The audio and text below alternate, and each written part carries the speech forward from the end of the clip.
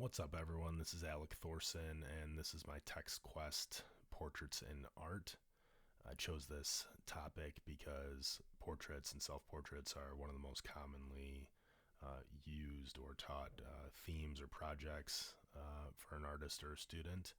And teaching some basic art history and showing them these texts, I think, can help expand their knowledge of art and art history, but also help them create meaningful self-portraits or portraits that go beyond the surface level aesthetics and are conceptually very strong. So, first text I have is Man in Red Turban by Jan van Eyck. And I think with this text, this painting, there's a strong lesson in here about light and shadow and the concept of chiaroscuro in art history. There's also a story about him carrying this painting around in a frame that was inscribed "As I Can" in Dutch, which is kind of a play on his word, his name, as Ike can. So it kind of teaches students also that they can have a little fun with their art and put these little Easter eggs in. Next is Albert Durer's self-portrait, and I think the important part about this is sort of the strong allegory or symbolism to Christ and teaching students the concept of stand-ins. This also draws attention to the artist's hand is kind of prominent, and as the money maker of an artist, Durer was kind of showing what was important about him.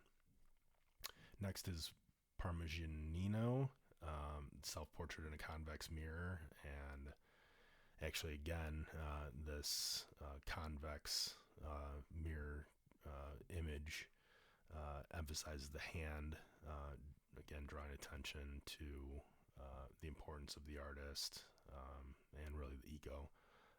But this also kind of mixes some interdisciplinary knowledge. This is a oil on wood painting, but it's made to look like a convex mirror, which at the time only very, very few people had. So there are kind of multiple different lessons to take away from this. Next, Gentileschi's self-portrait as the allegory of painting. So again, we see kind of the artist's hand and the most essential part of Gentileschi, which was her painting. And this can also be viewed as a cultural or political statement because women really didn't, they weren't welcome in the academies and the salons. It was a very male-dominated art world in her time, so she was literally making a statement of, I'm a woman who paints. So there's a lesson about kind of using art for cultural or political activism. Next is a very famous painting at the Moulin Rouge by Toulouse-Lautrec, and this is a painting that there are multiple lessons to take away. This work really is sort of the confluence of different events that were happening in the time.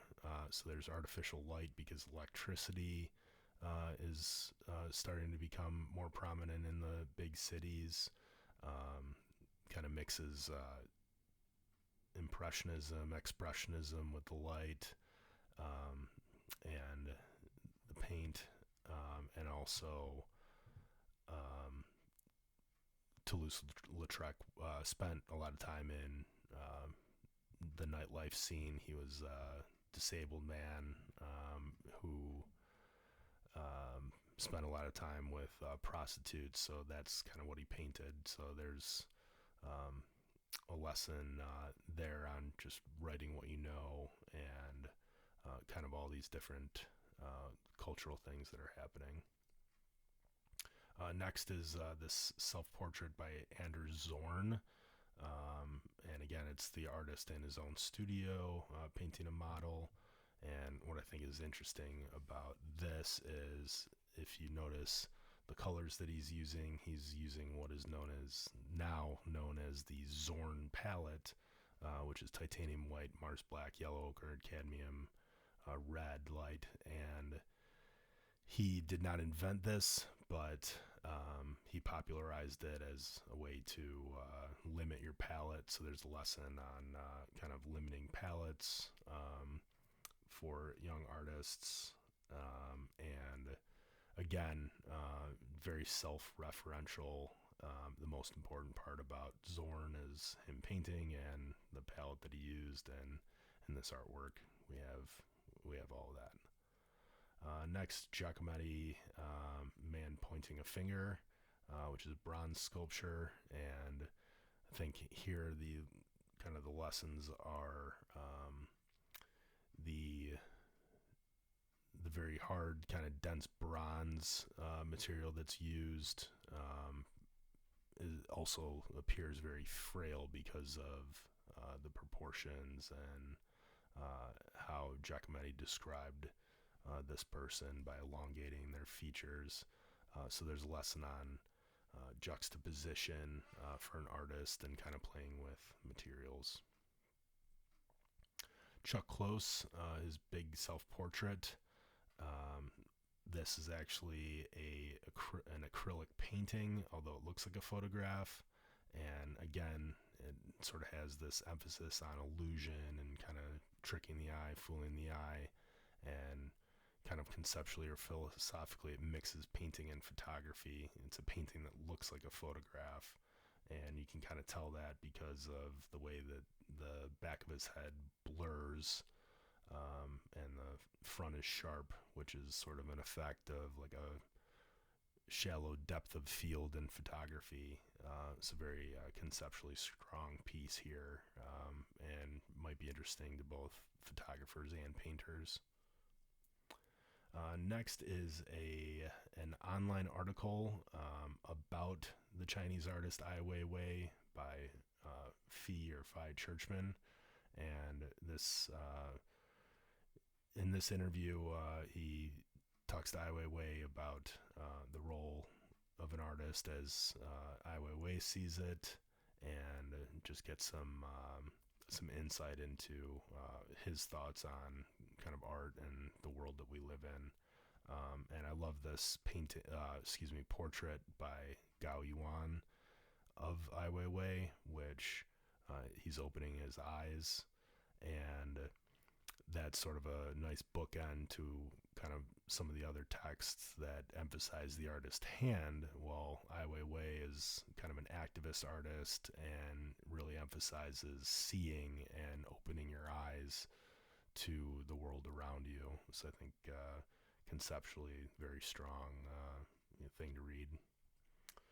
Lastly, we have the painter Jason Seiler and his Face the Truth podcast, episode 113, The Time Person of the Year with Jason Seiler, where someone interviews him.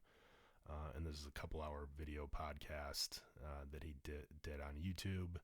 And this is very interesting because he gives a very comprehensive breakdown about kind of his current process of digitally painting what kind of appears to be oil style. Jason Seiler, a couple things about him. One of the world's best painters, has I think 15 Time covers, over 50 Mad Magazine caricature spreads, covers. Very interesting guy, and a very generous thing for him to kind of show his painting of Biden and Harris in stages, and he does these close-ups, and he talks about kind of the loose style that it's painted in, and so he talks a lot about just his process and painting in general, and it's from 2020, so it's very kind of contemporary look, and think it'd be beneficial for students to kind of learn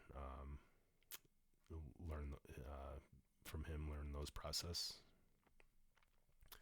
So how am I going to use these texts? So I imagine teaching a high school unit on portraits in painting or photography class.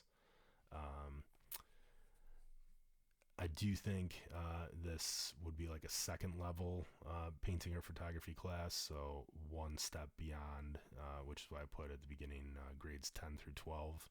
I think all these texts are appropriate for, because in an entry level class, students are still going to be focused on what something looks like, and really with these texts, I want to expand their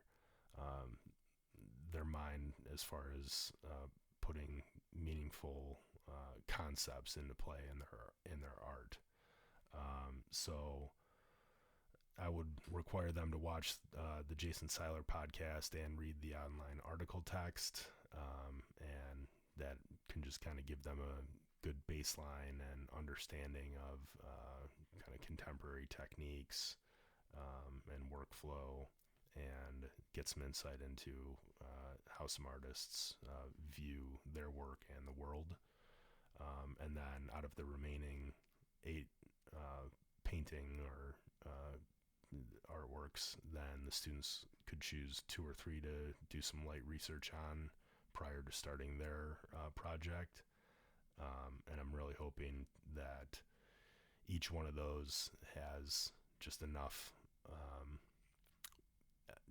elements of art history and connections that I activate some prior knowledge and kind of consolidate some factlets that might be in their head, and simply just reinforcing the things that maybe they've already learned up to this point.